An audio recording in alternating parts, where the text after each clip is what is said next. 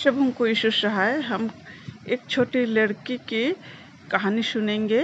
पता है यह छोटी लड़की कौन है और यह क्या कह रही है? यह एक इस्राएली है। वह इस स्त्री को यहोवा नबी एलिशा के बारे में बता रही है और यह भी कि यहोवा ने एलिशा को कितने बड़े बड़े काम करने की ताकत दी थी। यह स्त्री ना तो यहोवा के बारे में जानती थी और ना ही एलिशा के बारे में, क्योंकि यह इस्राएली नहीं है। तो फिर यह लड़की इस इस्राएली के घर में क्या कर रही है?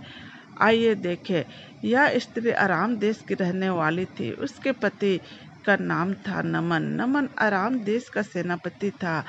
आरामी लोग इस छोटी लड़की को इस्राएल देश से पकड़ कर लाए थे। यहाँ उसे नमन की पत्नी की दासी बना दिया गया था। नमन को कोढ़ नामक एक घिनौनी बीमारी थी। इस बीमारी से इंसान के शरीर का कुछ हिस्सा गलने लगता है। नमन की बीमारी को देखकर इस लड़की ने उसकी पत्नी से कहा, अगर मेरे मालिक इस्राएल में यहोवा के नबी के पास जाए तो वह उन्हें जरूर ठीक कर देगा। यह बात नमन को बताई गई। नमन हर हाल में अपनी बीमारी से छुटकारा पाना चाहता था, इसलिए वह इस्राएल देश जाने के लिए तैयार हो गया। इस्राएल पहुंचने पर वह एलिशा के घर गया। एलिशा ने अपने नौकर के जरिए नमन से कहा कि वह जाकर यरदन नदी में 7 बार डुबकी लगाए। यह सुनकर नमन गुस्से से लाल पीला हो गया। उसने कहा, क्या हमारे देश की नदियाँ खराब है जो मुझे इस्राएल की नदी में डुबकी लगानी होगी? यह कहकर नमन वापस जाने लगा।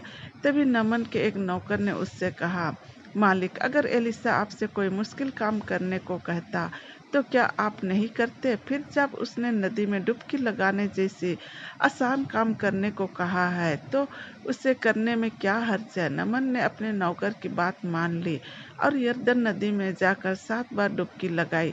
जब उसने ऐसा किया तो उसकी बीमार दूर हो गई। उसका शरीर बिल्कुल अच्छा हो गया। यह देखकर नमन की खुशी का ठिकाना न रहा।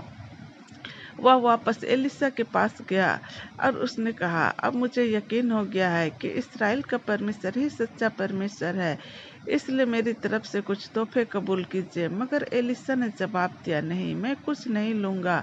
एलिशा जानता था कि नमन से तोहफे लेना गलत है, क्योंकि नमन को यहोवा ने ठीक किया था।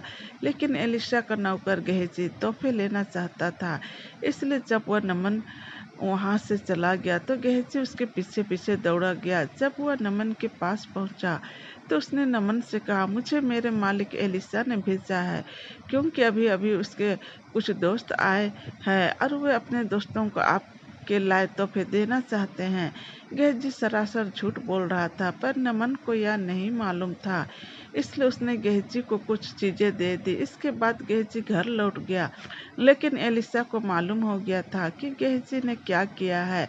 यहोवा ने उसे सब कुछ बता दिया था, इसलिए उसने गेहजी से कहा, तूने जो किया ठीक नहीं किया, इस वजह से नमन का कोढ़ अब तुझे लगेगा।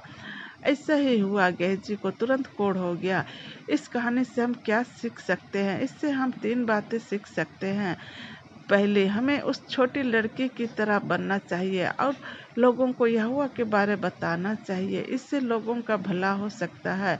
दूसरे, नमन शुरू में घमंडी था, लेकिन हमें घमंडी नहीं होना चाहिए। इसके बजाय हमें यहोवा के लोगों की बात माननी चाहिए। तीसरे, हमें झूठ नहीं बोलना चाहिए जैसे गेहजी ने बोला था। सचमुच बाइबल पढ़ने से हमें कितनी अच्छी अच्छी बातें सीखने को मिलती है। आमीन।